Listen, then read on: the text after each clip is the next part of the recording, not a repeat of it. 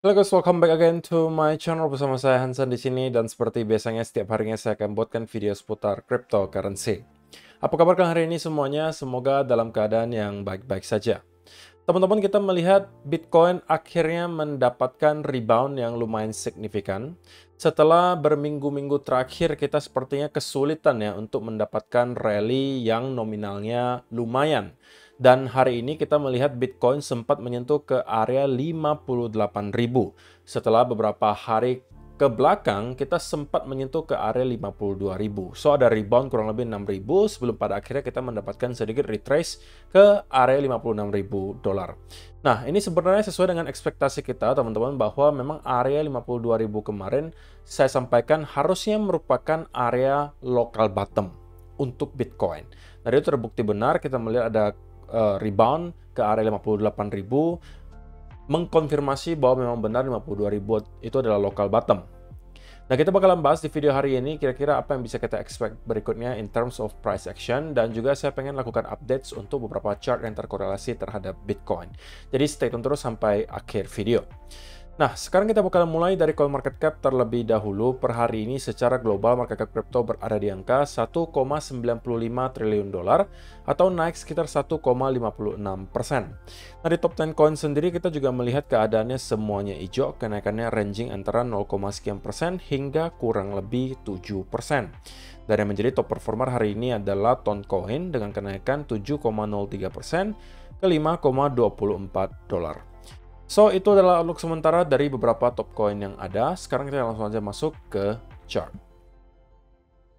Nah, sebelum kita membahas Bitcoin, teman-teman, ada dua chart yang pengen saya lakukan update terlebih dahulu sebelum kita bahas Bitcoin.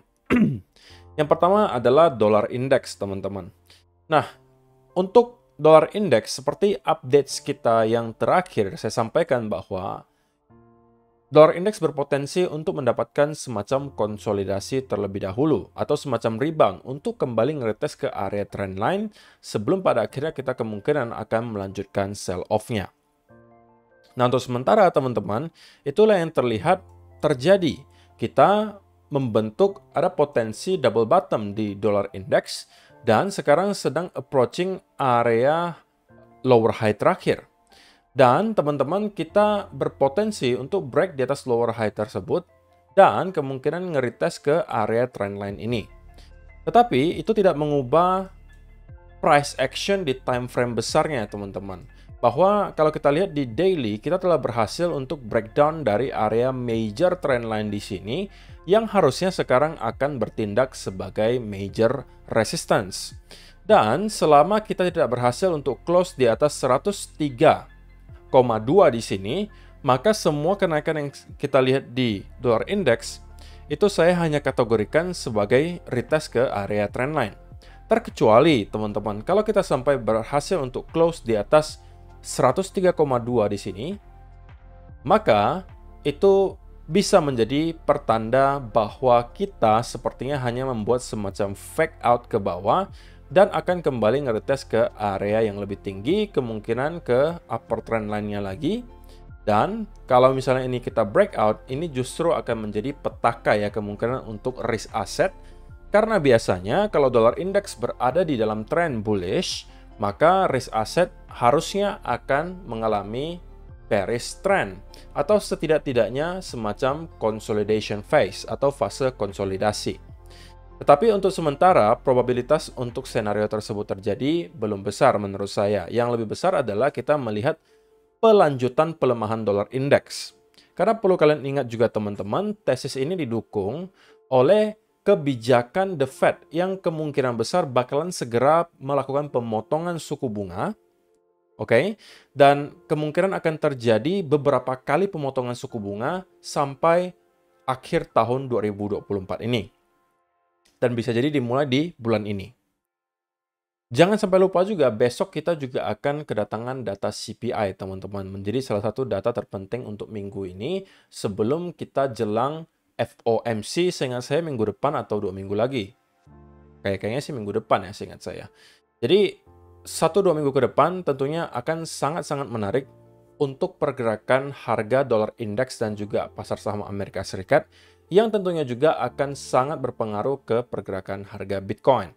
Jika memang benar tesis saya adalah bahwa dolar indeks akan melanjutkan penurunan dari sini dan breakdown di bawah angka 100 menuju ke area 96 sebagai area major trend line yang harusnya akan menjadi support berikutnya, maka harusnya kita juga bisa melihat Bitcoin kembali break ke area all time high yang baru.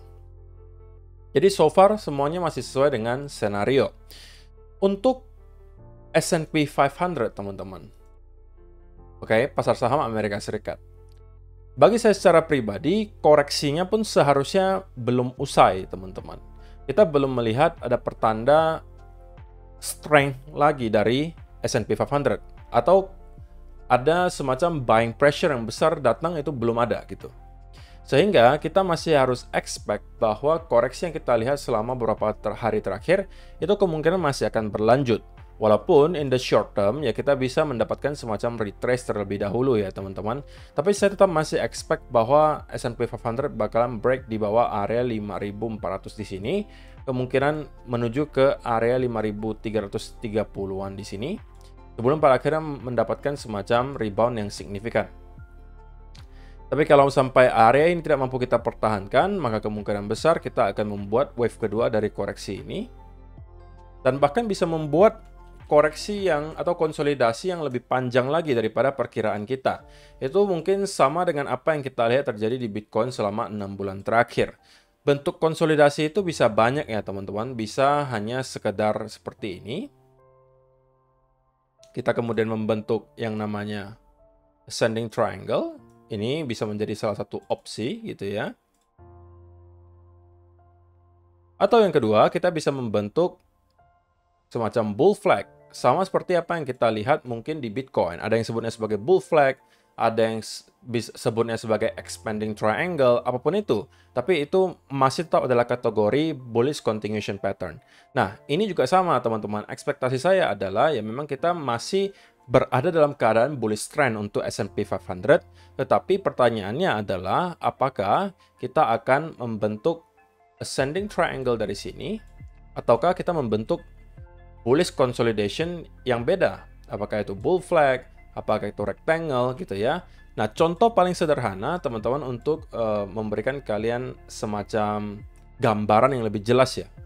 Konsolidasi yang saya maksud itu adalah seperti ini teman-teman. Nah, kalau misalnya yang ini teman-teman bisa melihat ini dalam bentuk dua wave gitu ya. Dan kemudian kita kembali start untuk mengalami kenaikan. Sama juga di sini. Ya kan?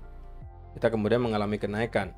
Nah, jadi itu adalah konsolidasi yang saya maksud teman-teman. Di sini juga sama, kita mendapatkan konsolidasi dalam bentuk dua wave seperti ini sebelum pada akhirnya kembali naik. Nah, jadi hal-hal semacam ini yang saya expect terjadi ke S&P 500 berikutnya, teman-teman. Dan kalian bisa lihat juga contoh lainnya di ya pergerakan price action dari tahun 2009 hingga sekarang. Kalian bisa melihat hal yang sama selalu terjadi ya, teman-teman. Bahwa kita selalu mendapatkan ada konsolidasi di pertengahan jalan gitu ya. Dan kadang-kadang pergerakannya bisa cukup choppy seperti ini, tapi kita terus mengalami kenaikan.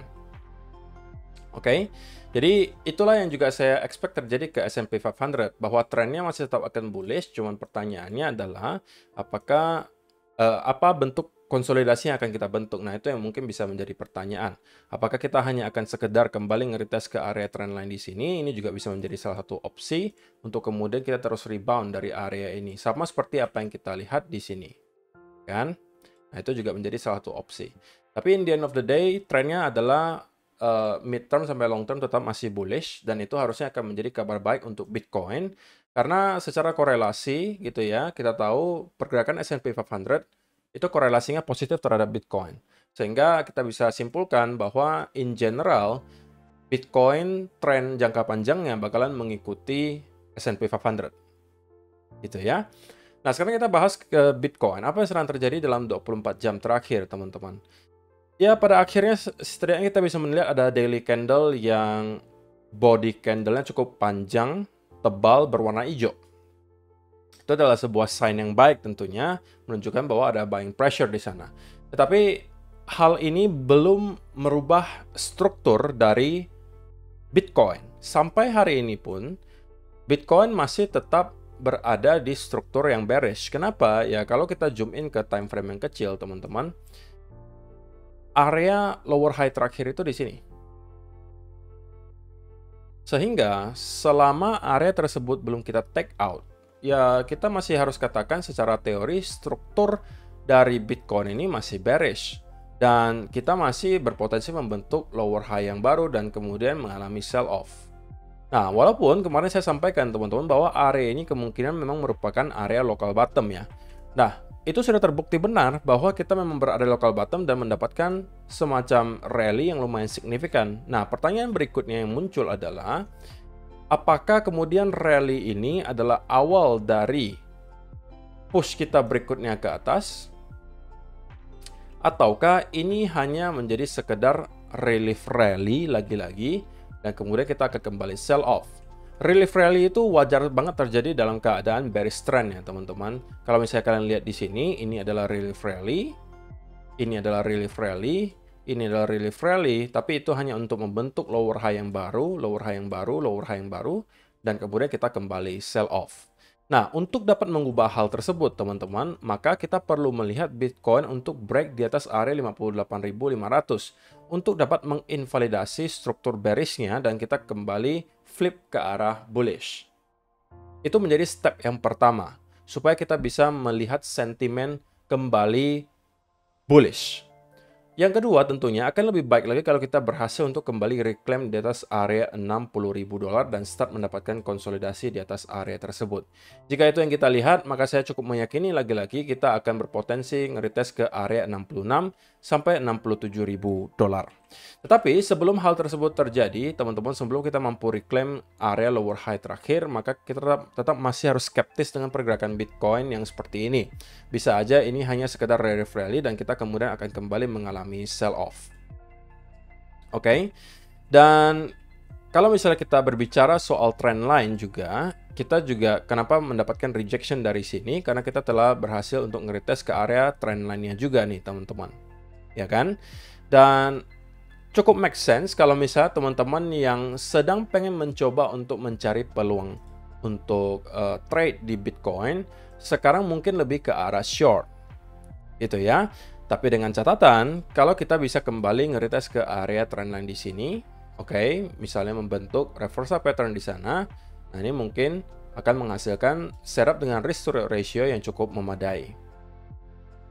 Tetapi kalau misalnya memang tidak ada setup yang bisa dimanfaatkan dari sini, seperti apa yang kita lihat mungkin selama beberapa jam terakhir, kita memang reject dari trend line, tetapi tidak ada setup yang bisa dimanfaatkan di sana. Kita tidak mendapatkan ada reversal pattern, kita tidak mendapatkan ada bearish continuation pattern, so itu mungkin belum bisa dimanfaatkan.